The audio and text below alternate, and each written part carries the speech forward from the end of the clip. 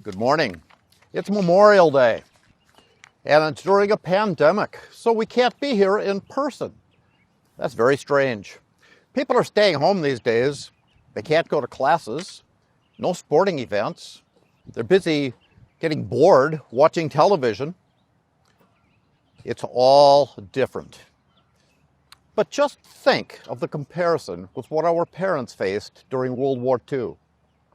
In World War II, people were at home. They couldn't buy food unless it was rationed for meat, flour, sugar. You couldn't buy a car.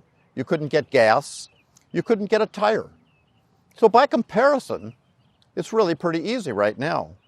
Oh, and by the way, in World War II, they were also fighting a war.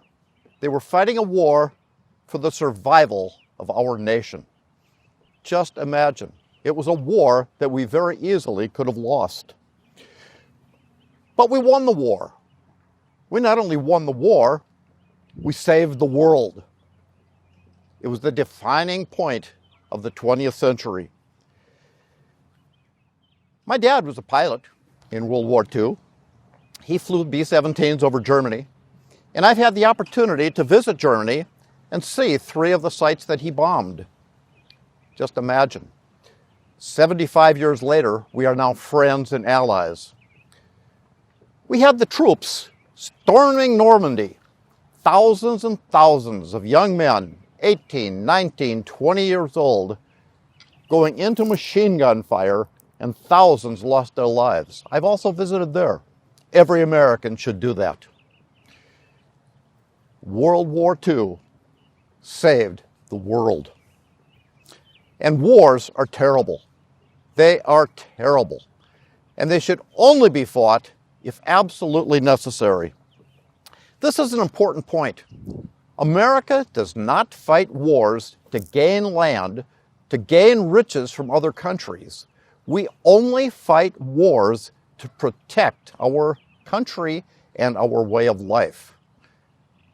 Wars should be avoided when possible.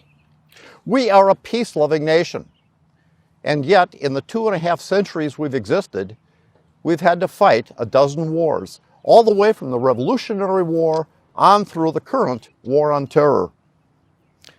And during that time, 1.2 million Americans have lost their lives defending our nation.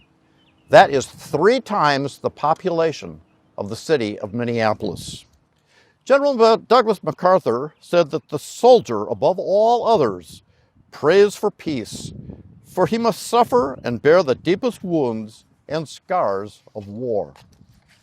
So how do we thank and remember those who gave their lives in defense of our nation? Well, Memorial Day, it was started during the Civil War. In the Civil War, 20,000 graves were decorated by friends and families. Then after World War I, it was changed to honor and remember people who died in all American wars. And 50 years ago, Congress said it will be celebrated during the last Monday of May, which conveniently made it a 3-day weekend.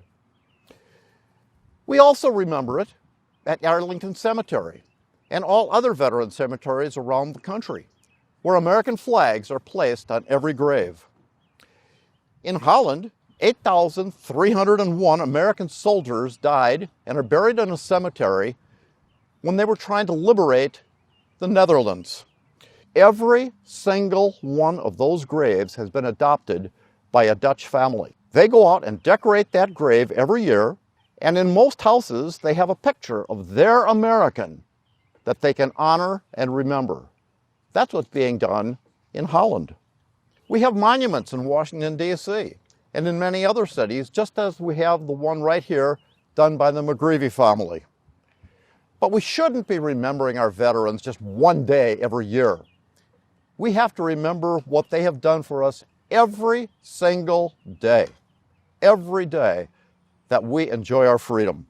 This is a great nation, and it's a great nation because of the sacrifices made by our veterans. We are an experiment in freedom and democracy, and it certainly is not a perfect system. You'll notice that it's campaign time in America right now. We will be seeing politicians from both political parties pointing out all of the problems that we have in our country, and there are plenty of problems. But what a great nation, because we get to vote and decide who our elected officials are going to be. Again, it's not a perfect system. It just happens to be the best one in the entire world. And we can thank the men and women who have fought and died for us to have these privileges. I often tell young people that they don't have to ever buy a lottery ticket. They already won the lottery. They won the lottery by living right here in the United States of America. General Norman Schwarzkopf said, "Freedom is not cost-free. It is bought and paid for with the lives, limbs, blood, and guts of every American serviceman and woman. It is sustained by American patriots of every race, color, and creed." So true. Thank you to the McReavy family for another wonderful Memorial Day service. And thank you to you for participating, for watching, for going to the local cemetery, and for remembering the men and women who have given their lives to make this all possible. Thank you.